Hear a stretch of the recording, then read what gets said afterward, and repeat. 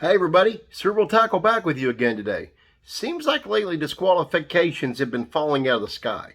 Our last one was over in northeast Texas, over on Wright-Patman Lake. This one comes from the neighboring state, Louisiana, which shares a border lake with Texas called Toledo Bend. This tournament was going out of Manny, Louisiana. I've been over there one time, fished that lake one time, had a third place come from behind finish too. The guy we're talking about today, Keith Poche of B.A.S.S fame, it didn't turn out so well for him. Now, to some of you guys, this story may be a little stale since it's, a couple of weeks old. I waited specifically because I wanted more facts to come into play. Like I've said before, I'd rather get it right than get it first and be wrong. And trust me, there's plenty of that crap going on with this story too. Mr. Poche ended up getting disqualified from the St. Croix Bassmaster Open event on Toledo Bend, April 13th through 15th over in Manny, Louisiana. With his day one catch disqualified, it knocked him all the way down to 29th place for the remainder of the tournament. The reason for his disqualification comes under Rule 15 of the Bassmaster Open rules, which says, boats must remain in tournament waters during tournament days. The area of the lake that's in question comes in the northern area of the lake. It's called the North Toledo Bend Wildlife Management Area. It's managed by the Sabine River Authority. The Sabine River Authority is the authority that manages the waterways of the Sabine River, and it crosses over several lakes throughout Texas, Lake Fork, Lake Tawakoni, and here Toledo Bend. While the Sabine River Authority governs the streams and tributaries of the Sabine River that feed into these lakes, they're not the governing body of the lakes. They do own parks on some of these lakes, and they do own some wildlife management areas in and around them. Now, in this situation, what caused so much controversy is that he jumped a roller dam to get into a part of the wildlife management area that's pretty secluded and hard to get to. Is it fishable? Yes. Also, duck hunters use it as well. So, what is a roller dam? Imagine like a low water dam, if you will, but instead of a big downflow on one side, it's kind of level on both sides. It's a small impoundment that's usually about a boat and a half length's width across. This one was about 200 feet in length. Their uses come in some lakes where you have, like, let's say a flat bottom boat. I would not suggest it with a fiberglass. You get up to speed approaching the roller dam, then kind of glide as you lift up your outboard, hit the thing, go over, and get to the other side of the water where the fishable area is. Obviously, you'll have to get up to speed, maintain it, and jump back across to the main body of water. That's a roller dam.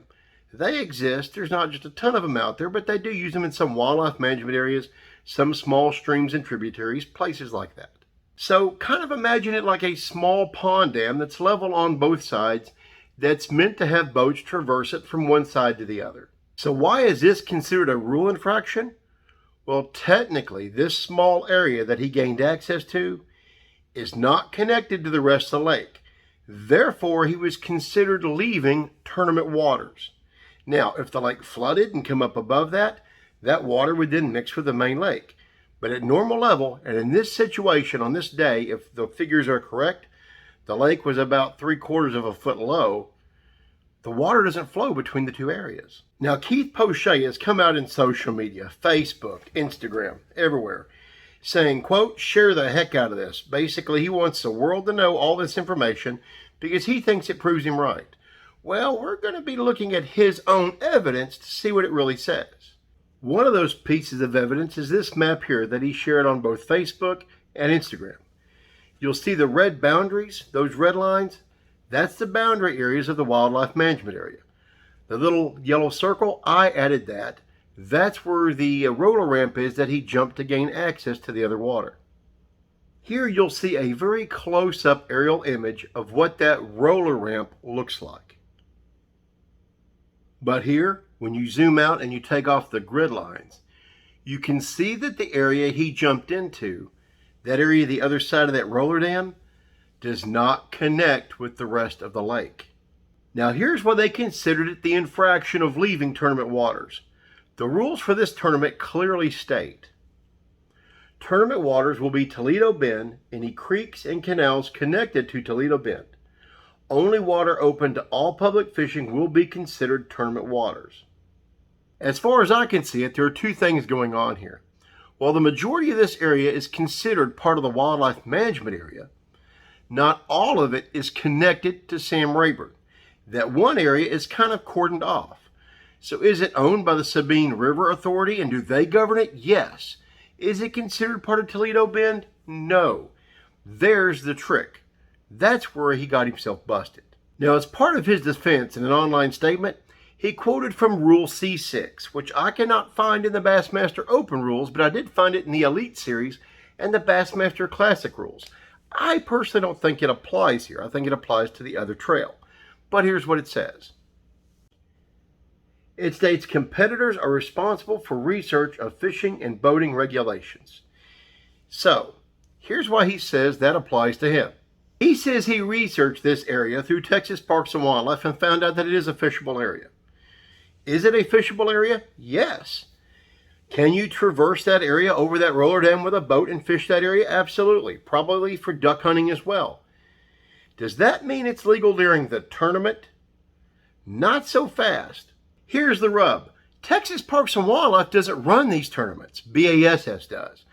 So just because something's legal for some anglers, all anglers technically, doesn't mean it's within the rules of the tournament to do so. You know what he had to say about that? Check out this quote from his Facebook page. Where in no rules does it say I can't jump dry land? Seriously, folks, he freaking said that. Notice, he says he checked all this out with Texas Parks and Wildlife. Did he call the tournament director the guy that matters? No. Why? Well, my suspicion is that it's always easier to ask for forgiveness than it is for permission. This time, it bit him. Here's what the rules say about asking the tournament director. Rule 14 states, prior to 8 a.m. local time, the day before the tournament is scheduled to begin, any questionable areas must be brought to the attention of the tournament officials to be considered tournament waters. Questionable areas will be off limits until a determination can be made with authorities and may be announced in the briefing or via text for all to know unless determined otherwise by the tournament officials. In other words, if you have a question, freaking ask. His own response to that via video response was, if Texas Parks and Wildlife says it's okay, then it's legal. It's okay. It's not illegal. Just because it's not illegal doesn't mean it's within the tournament rules, and that's what got him. What's crazy about this was, he made sure to let the tournament director know back on a tournament on the Red River here a while back when someone placed rocks in the water to block his little entrance into an area he was fishing. But now, nothing but crickets and tumbleweeds, huh? He claims that what he did was no different than going through a lock and dam, except for a lock and dam shares the water between the two bodies of water. In this case, not so much. He had to jump that roller dam to get across to a secluded area of the lake. And from what I can see on the aerial map, unless it's flooded, it doesn't look like the water joins at all. For all I know, I guess I could be wrong. It's happened before.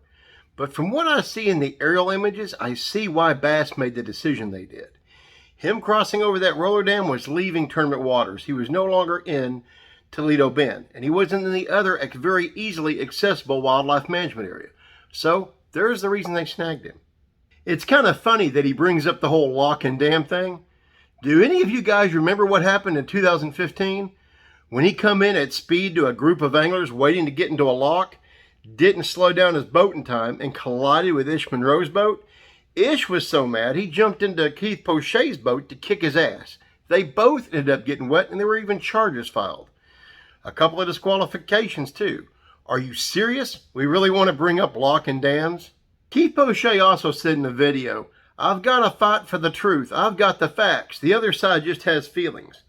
Well, as you guys have seen, I've posted some segments from his social media. Those are his facts. From what I can see and looking at his facts, they go against him. He's wanting everyone to share this information, thinking it'll come out on his side. He's saying that B.A.S.S. is defaming his character by saying he did something wrong.